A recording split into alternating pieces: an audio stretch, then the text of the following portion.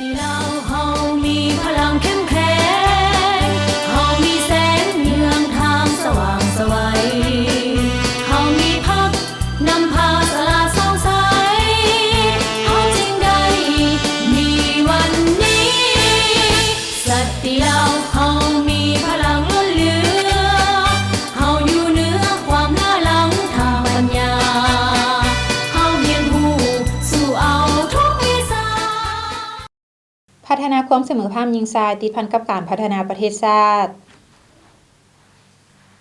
สบายดีท่านผู้ชมที่เคารพและรักแพงทุกท่านขอต้อนรับท่านเข้าสู่รายการแม่หญิงลาว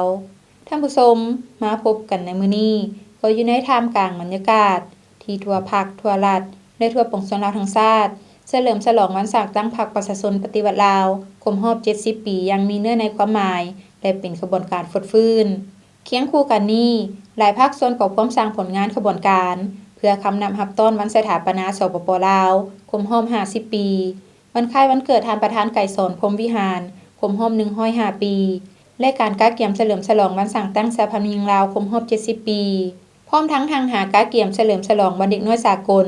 วันที่1 มิถุนายนที่หมุนเวียนมาอีกเวลาหนึ่งซึ่งในปีนี้เฉลิมฉลองภายใต้คำขวัญสร้างความเข้มแข็งให้เด็กทุกคนสิทธิเท่าเทียมกันอนาคตที่ปลอดภัยพร้อมเดียวกันนี้สหพันธ์หญิงลาวแต่ละคันก็พร้อมขุนเกี่ยวกาเกียมดำเนินกล่องประชุมใหญ่คันของตนให้สำเร็จเพื่อกาเกียมให้แก่การเปิดกล่องประชุมใหญ่ผู้แทนแม่หญิงลาวทั่วประเทศครั้งที่ 9ในปี 2025ไปพร้อมกับการจัดตั้งปฏิบัติคำขวัญและข้อแข่งขัน 3D ของสหพันธ์หญิงลาวและการจัดตั้งปฏิบัติวาระแห่งชาติที่อยู่ในความรับผิดชอบของสหพันธ์หญิงลาวให้สำเร็จตามแผนที่วางไว้ท่านผู้ชมลำดับต่อไปจะนำเสนอข่าวการเคลื่อนไหวของสหพันธ์หญิงลาวเป็นต้นในวันที่20 พฤษภาคม 2025ศูนย์กลางสหพันธ์หญิงลาวร่วมกับมูลนิธิเอเชียภายใต้แผนงานส่งเสริมการพันขยายแถลงการอาเซียนเวียงงานแม่หญิงสันติภาพและความมั่นคงได้จัดกองประชุมปรึกษาหารือเกี่ยวกับกรอบติดตามการประเมินผลแผนพัฒนาแม่หญิงลาว 2026-2030 ติดพันกับแผนเศรษฐกิจสังคมแห่งชาติ 5 ปีครั้งที่ 10 โดยการเข้าร่วมของท่านนางธรรมาเพชรวิสัยรองประธานคณะบริหารงานศูนย์กลางสหพันธ์หญิงลาวท่านคำซาหอมสมบัติหัวหน้าแผนงานส่งเสริมการพันขยายแถลงการอาเซียนเวียงงานแม่หญิงสันติภาพและความมั่นคงมีคณะกรมคณะแผนกจากองค์การกรมศูนย์สถาบันการเงินจุลภาคที่รับเงินฝากเพื่อพัฒนาแม่หญิงและครอบครัวศูนย์กลางสหพันธ์หญิงลาวพร้อมด้วยทีมงานจากมูลนิธิเอเชียเข้าร่วมทั้งหมด43 คนหญิง39 คนการจัดของประชุมครั้งนี้เพื่อปรึกษาหารือการประกอบความคิดเห็นใส่ห่างกรอบติดตามประเมินผลแผนพัฒนาแม่หญิง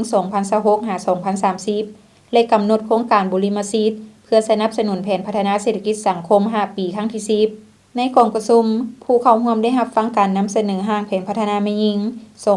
2026-2030 ร่างการติดตามประเมินผลและโครงการบุริมสิทธิ์เพื่อสนับสนุนการจัดตั้งปฏิบัติแผนพัฒนาแม่หญิงลาว 5 ปี 2026-2030 จากทานนางสุภพร ผานิชหัวหน้าองค์การศูนย์กลางสหพันธ์แม่หญิงลาวและการนำเสนอแผนงานส่งเสริมการพันขยายแถลงการอาเซียนเวียงงานแม่หญิงสันติภาพและความมั่นคงจากทานคำซาหอมสมบัติจากนั้นได้แบ่งกลุ่มค้นคว้าบรรดาตัวชี้วัดของแต่ละคาดหมายโครงการบุริมสิทธิ์ที่ติดพันกับองค์การกรมศูนย์และสถาบันการเงินจุลภาคที่รับเงินฝากเพื่อพัฒนาแม่หญิงและครอบครัวเพื่อพร้อมกันค้นคว้าบรรดากิจกรรมแผนงานโครงการที่จะจัดตั้งปฏิบัติในต่อหน้าและพร้อมกันจัดตั้งปฏิบัติอย่างมีผลสำเร็จและมีประสิทธิภาพกองประชุมใหญ่สมาชิกสหพันธ์แม่หญิงสหพันธ์นางฮบเก่าแห่งชาติลาวครั้งที่ 4 จัดขึ้นในวันที่20 พฤษภาคม 2025โดยการเป็นประธานของสหายนางรัศมีสามารถมณีวงศ์ประธานสหพันธ์แม่หญิงสหพันธ์นางฮบเก่าแห่งชาติลาวให้เกียรติเข้าร่วมโดยสหายพลจตวาคำหอมแสงบัวลมรองเลขาคณะบริหารงานพรรครองประธานสหพันธ์นางฮบเก่าแห่งชาติลาวสหายปริญญาเอกนางจันโสดาพรทิพย์กรรมการพรรครองประธานคณะบริหารงานศูนย์กลางสหพันธ์แม่หญิงลาวมีคณะพรรคต่างหน้าองค์การจัดตั้งมหาชนคณะบริหารงานสหพันธ์แม่หญิงแขกถึกเชิญพร้อมด้วยผู้แทนสมบูรณ์เข้าร่วมทั้งหมด76 สหายในนี้ผู้แทนสมบูรณ์48 สหายในของประชุมผู้เข้าร่วมได้รับฟังการผ่านทางบทรายงานการเมืองทั้งสองภาคที่ยกให้เห็นผลงานที่พ้นเด่นที่สามารถปฏิบัติได้ในระยะผ่านมาและจุดอ่อนข้อคงค้างที่จะต้องได้ปรับปรุงแก้ไขให้บรรลุผลสำเร็จ ในระยะผ่านมาคณะสหพันธ์แม่หญิงสหพันธ์นักรบเก่าแห่งชาติลาวได้เอาใจใส่เวียกงานศึกษาอบรมการเมืองแนวคิดเสื่อมซึมแนวทางนโยบายของพรรคระเบียบกฎหมายของรัฐและเอกสารสำคัญของพรรคของชาติเอาใจใส่ปฏิบัติหน้าที่ที่ได้รับมอบหมายด้วยความรับผิดชอบสูงมีแนวคิดอุ่นเอียนทุนเทียงมีคุณธาตุการเมืองหนักแน่นจากนั้นได้รับฟังการผ่านทางแผนพัฒนาแม่หญิงสหพันธ์นักรบเก่าแห่งชาติลาว2026-2030ได้ผ่านบทสำรวจการนำพาของคณะสหพันธ์แม่หญิงสหพันธ์แม่หญิงสหพันธ์นักรบเก่าแห่งชาติลาวประกอบมี4หน่วยผ่านการประเมินการจัดตั้งปฏิบัติข้อแข่งขัน 3D สามารถคัดเลือกบุคคล 3D ระยะที่1ประเภท1จำนวน51สหายระยะที่2ประเภท1จำนวน49สหายและได้รับทุนใช้ 3D ให้กลุ่มของร่วมหมู่ที่มีผลงานดีเด่นสมัยที่7ของศูนย์กลางสหพันธ์แม่หญิงลาวพร้อมเดียวกันนี้ก็ได้ผ่านข้อตกลงว่าด้วยการย่องย่อคณะบริหารงานสหพันธ์แม่หญิงสหพันธ์นักรบเก่าแห่งชาติลาวสมัยที่3ที่มีผลงานในการนำพาซี่นำเวียกงานแม่หญิงระยะ5ปีจากนั้นผู้แทนสมบูรณ์ได้ปอนบัตรคัดเลือกเอาคณะบริหารงานสหพันธ์แม่หญิงสุดใหม่จำนวน5สหายกองประชุมครั้งปฐมฤกษ์ได้เป็นเอกภาพกันเลือกเอาสหายนางนิสมัยสิทธิไซเป็นประธานสหายนางนีวันภูนิวงศ์เป็นรองประธานสหายนางวงแสงพรหมสิงห์เป็นรองประธานทั้งเป็นประธานกวดกาสหายนางภาวันวิไลทองเป็นรองประธานกวดกาและสหายนางสุขสวรรค์เงาภาษีเป็นคณะโอกาสที่มีความหมายสำคัญนี้ผู้เข้าร่วมได้รับฟังการโอ้ล้มจากสหายพลจิตวาคำหอมแสงบัวลมและสหายปริญญาเอกนางจันทร์สุดาพรทิพย์ซึ่งทั้งสองสหายได้เน้นให้คณะบริหารงานสหพันธ์แม่หญิงสุดใหม่เอาใจใส่เพิ่มทวีความรู้ความเข้าใจของสิทธิและหน้าที่ความรับผิดชอบของคณะสหพันธ์แม่หญิงพัฒนาเอื้อยน้องแม่หญิงในทุกด้านเอาใจใส่ปฏิบัติแบบแผนวิธีเฮ็ดเวียกการนำพาซี่นำให้มีความหนักแน่นและเข้มแข็งทำมากจุดอ่อนและข้อคงค้างพันขยายมาตีมาเป็นแผนงานและจัดตั้งปฏิบัติอย่างละเอียดเคียงคู่กับเวียกงานข้อแข่งขัน 3D ติดพันกับหน้าที่การเมืองของตนสืบต่อเสริมขยายความสามัคคีฮักแพงมีความจริงใจช่วยเหลือซึ่งกันและกันเพิ่มทวีเวียกงานติดตามกวดกาการจัดตั้งปฏิบัติเวียกงานรอบด้านของสหพันธ์แม่หญิงและนำเอาผลสำเร็จของประชุมใหญ่ครั้งนี้ไปพันขยายให้สอดคล้องกับหน้าที่การเมืองของตนเพื่อให้มีประสิทธิภาพและประสิทธิผลตามคาดหมายที่วางไว้ที่ท่านรับชมผ่านไปนั้นก็แม่นข่าวการเคลื่อนไหวของสหพันธ์แม่หญิงลาวท่านผู้ชมลำดับต่อไปทางรายการขอนำเสนอให้ท่านได้รับชมการให้สัมภาษณ์ของท่านดร.นางผาสุขวงศ์วิจิตรประธานสหพันธ์แม่หญิงกระทรวงสาธารณสุขเกี่ยวกับการจัดตั้งผันขยายมติกองประชุมใหญ่ผู้แทนแม่หญิงลาวทั่วประเทศครั้งที่8และการสร้างขบวนการก้าเกียมให้แก่การเปิดกองประชุมใหญ่ผู้แทนแม่หญิงลาวทั่วประเทศครั้งที่9และการเฉลิมฉลองวันสร้างตั้งสหพันธ์แม่หญิงลาวครบรอบ70ปีเชิญท่านรับชมได้การจัดตั้งพันขยายมติกองประชุมใหญ่ผู้แทนแม่หญิงลาวทั่วประเทศครั้งที่8คณะสหพันธ์แม่หญิงกระทรวงสาธารณสุขของพวกเฮาก็ได้ประกอบส่วนเข้าในการพันขยายมติดังกล่าวพร้อมทางจัดตั้งพันขยายมติกองประชุมใหญ่องค์คณะภาคกระทรวงสาธารณสุขครั้งที่9และจัดตั้ง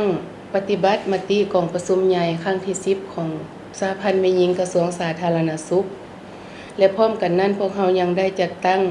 ปฏิบัติภาระบทบาทสิทธิและหน้าที่ของตนในการนำพาซี่นำคณะสหพันธ์แม่หญิงกระทรวงและเต้าโฮมความสามัคคีภายในของเอ้ยน้องแม่หญิงพร้อมทั้งนำพาสร้างขบวนการในการคำนับรับต้นวันประวัติศาสตร์สำคัญของพรรคของชาติด้วยการเอาใจใส่ศึกษาอบรมการเมืองแนวคิดให้สมาชิกเอ้ยน้องแม่หญิงด้วยหลายรูปการ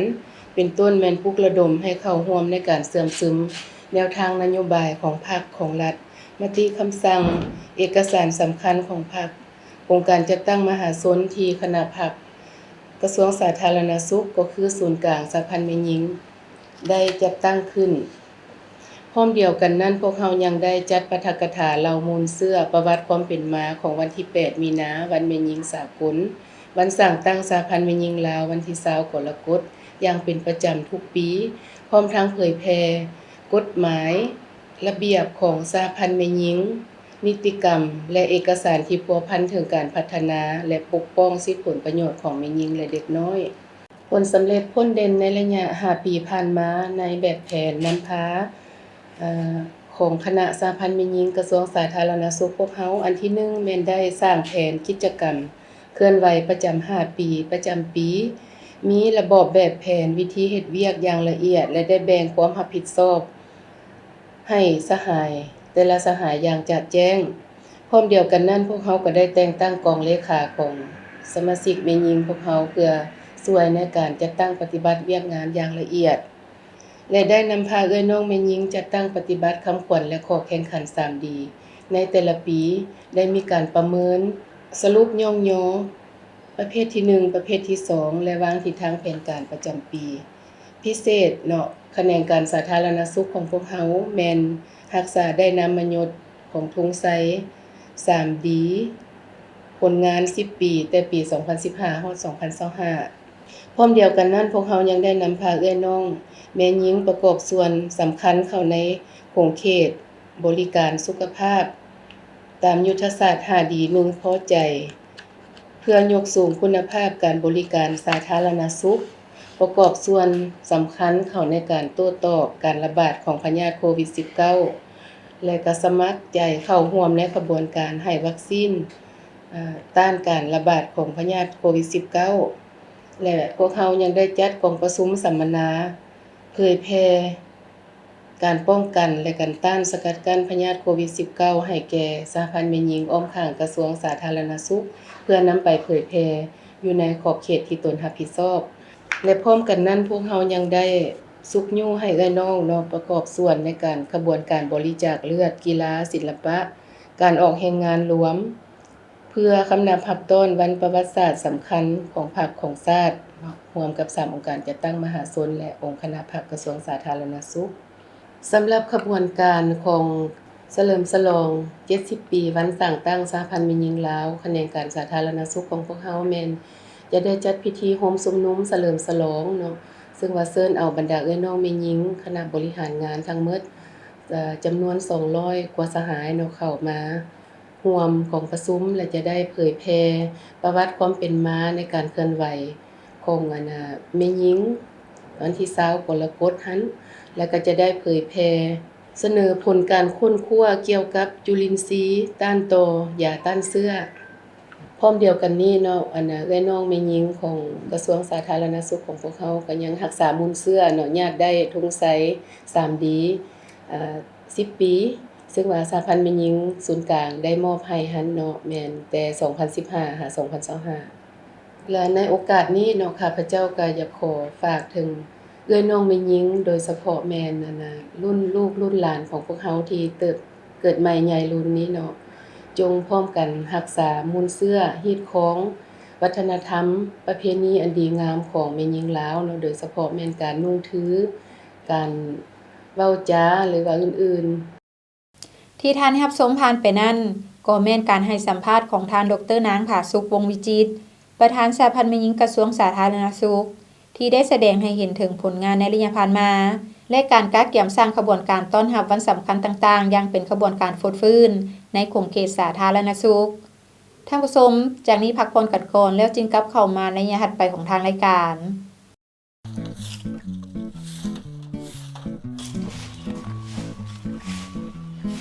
สบายดีพ่อตู้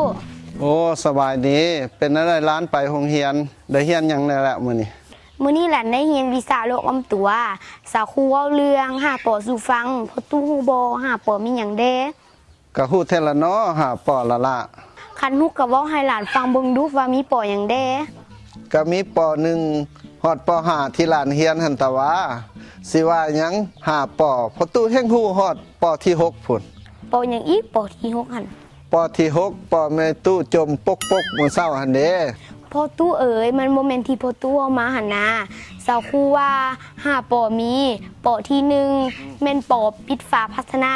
ที่เก็บน้ำในเฮือนบ่ให้มียุงลายเข้าไปไข่ใส่ปอที่2แม่นปอเปลี่ยนน้ำและพัดถูภาชนะเส้นเต้าดอกไม้น้ำห้องตีนตู้ฐานห้องจอกน้ำปอที่3แม่นปอปล่อยป่าหางนกยุงเพื่อไปกินนอนน้ำปอที่4แม่นปอปรับปรุง โบให้น้ำค้างขังกระโปะกระป๋องอย่างตีรถเก่าปอที่5แม่นปอปฏิบัติเป็นประจำทุกๆอาทิตย์ โอ้แม่นหวะพอตู้บ่ฮู้เด้ การใช้ความรุนแรงต่อแม่หญิงบ่แม่นปัญหาเล็กน้อยแต่เป็นสิ่งที่ทุกคนควรแก้ไขมันแม่นปัญหาของสังคมบ่แม่นปัญหาของบุคคลร่วมแรงร่วมใจแก้ไขทุกรูปแบบการใช้ความรุนแรงต่อแม่หญิงความรุนแรงต่อแม่หญิงสามารถเกิดขึ้นได้ทุกบอนทุกเวลาและกับทุกๆคนในสังคมบ่ว่าจะเป็นคนหังคนทุกข์การศึกษาสูงหรือต่ำทุกสาขาวิชาอาชีพความรุนแรงต่อแม่หญิงมี4ประเภทดังนี้ความรุนแรงต่อร่างกายความรุนแรงต่อจิตใจความรุนแรงทางเพศความรุนแรงต่อทรัพย์สินหรือเศรษฐกิจถ้าท่านพบเห็นภัยที่ต้องการความช่วยเหลือท่านสามารถรายงานต่อบรรดาการจัดตั้งที่เกี่ยวข้องอิงตามมาตรฐานการดำเนินงานการปกป้องและการบริการช่วยเหลือทางด้านสังคมแก่แม่หญิงและเด็กหญิงที่ถูกความรุนแรงในสปป.ลาวการปกป้องและการช่วยเหลืออันจำเป็นแก่ผู้ถูกก่อร้ายประกอบมี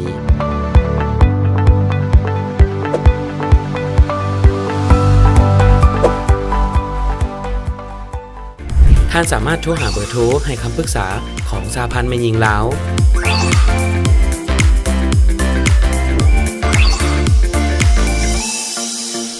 และสายด่วนศูนย์กลางสหพันธ์แม่หญิงลาว1362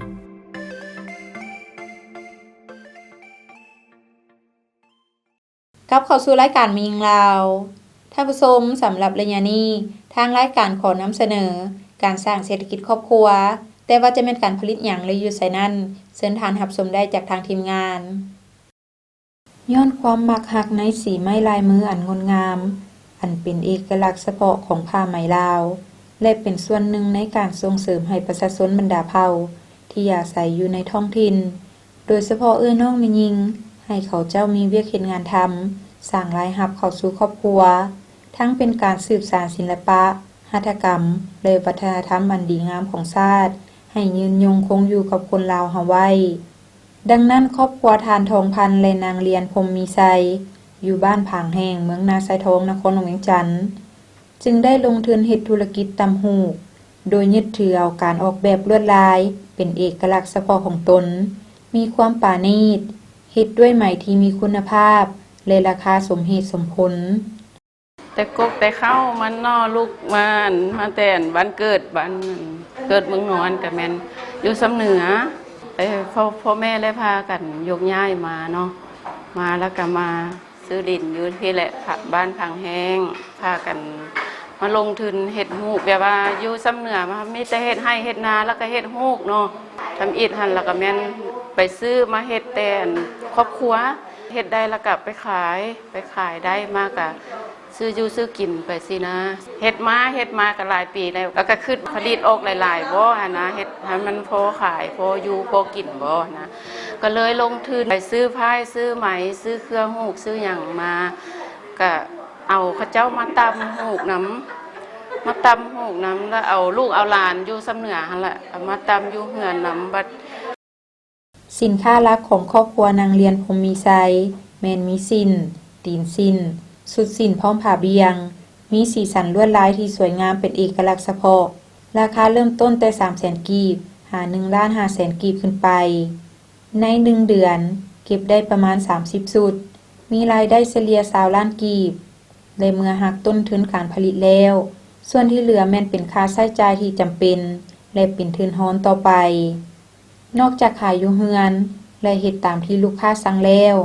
ยังมีห้างจำหน่ายสินค้าอยู่ตลาดเช้าน้ำอีกคันเว้าหลักๆก็เริ่มแบบว่าได้ลงทุนซื้อฟืมซื้อหยังซื้อเครื่องฮูกมาแล้วก็ลงทุนเฮ็ดลิงเฮ็ดลายอีหยังต่างๆปั้นใหม่ให้เขาแล้วก็ปล่อยนอกว่านั้นปล่อยให้ตำอยู่บ้านนั้นบ้านนี้สินะบ่ได้ตำอยู่เฮือนแล้วว่าซั่นซะเดือนนึงจะไปส่ง2เทื่อ2อาทิตย์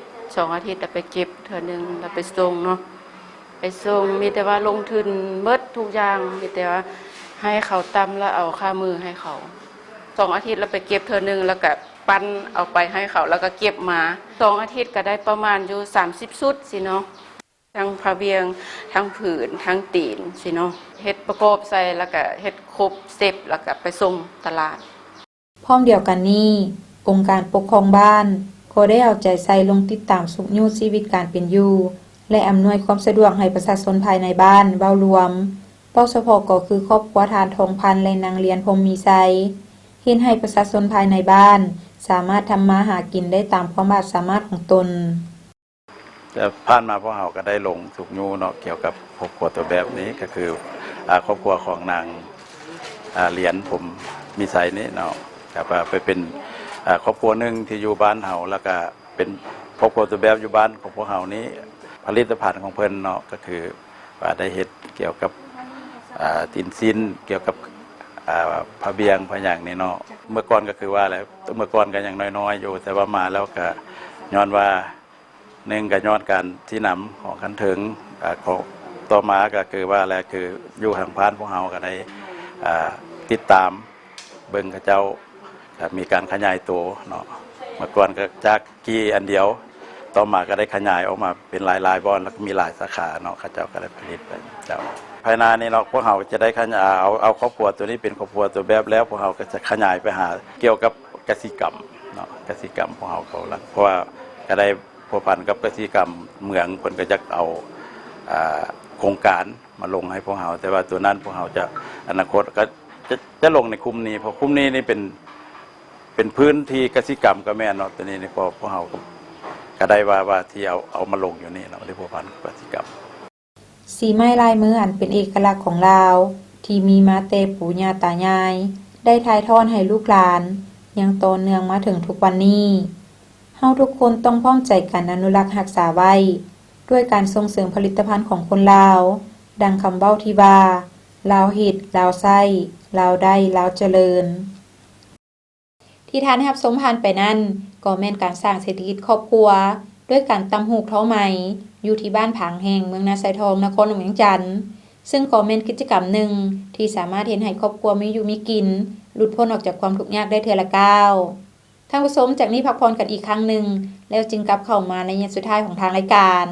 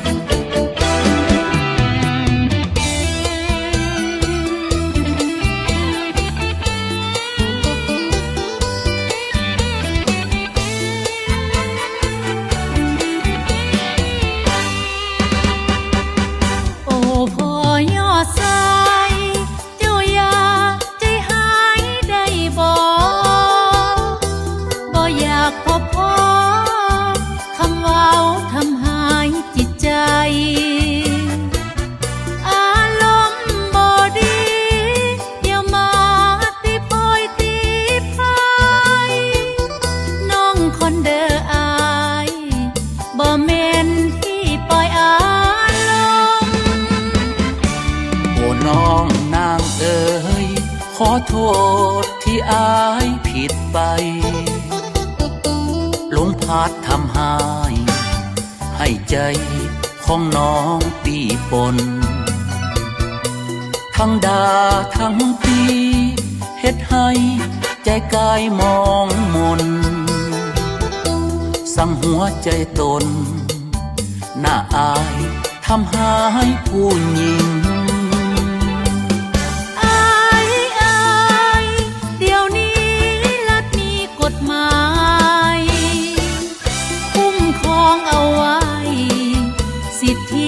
เด็กและผู้หญิงอย่ามาใส่ละลายโทษจะทั้งทีแท้ๆทำจริงในข่าวกลการกฎหมายโอ้อายหูแล้วจะบอกทำให้น้องนางครอบครัวอยู่เฮียงเคียงข้างดูแลลูกเต้าหญิงสายถ้าอายพังพาจง สวยยับยั้งเตือนไว้ศิษาเมื่อภาพหญิงสายบ่มีภัยต้องทำหายกัน หยุดใส่ความหุนแหงต่อน้องและลูกสาวเด้ออ้าย โดยไอ้จะบ่เห็นอีกแล้ว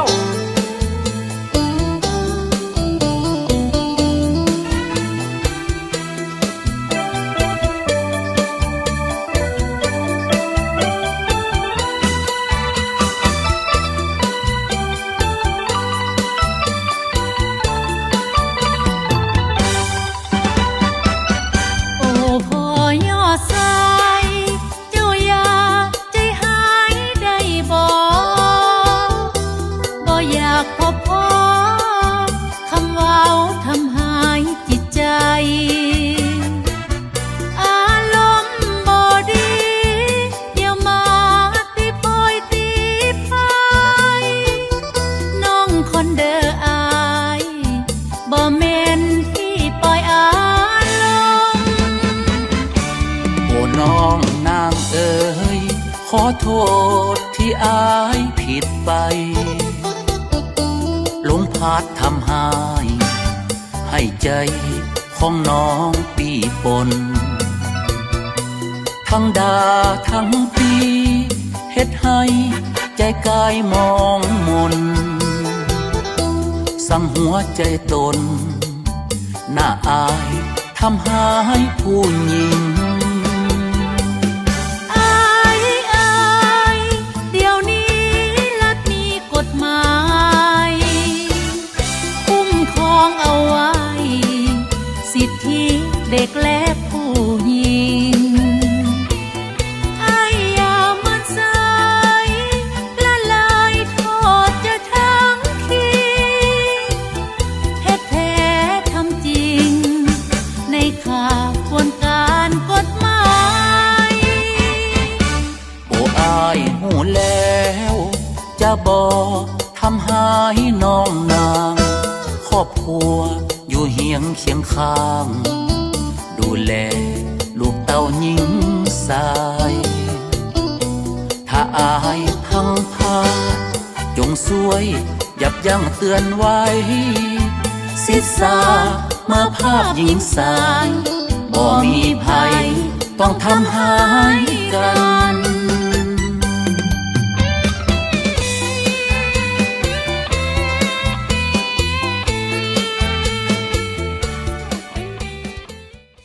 กลับเข้าสู่ระยะสุดท้ายของทางรายการท่านผู้ชมสำหรับระยะสุดท้ายนี้ถ้าหากท่านผู้ชมท่านใดอยากมีความคิดความเห็นหรือขอตำหนิติชมรายการท่านก็สามารถโทรศัพท์เข้ามาได้ตามเบอร์ที่ขึ้นอยู่ในหน้าจอขณะนี้และนอกจากนี้ท่านผู้ชมยังสามารถเบิ่งรายการมียิงลาวขึ้นหลังได้ทาง YouTube โดยพิมพ์คำว่ารายการมียิงลาว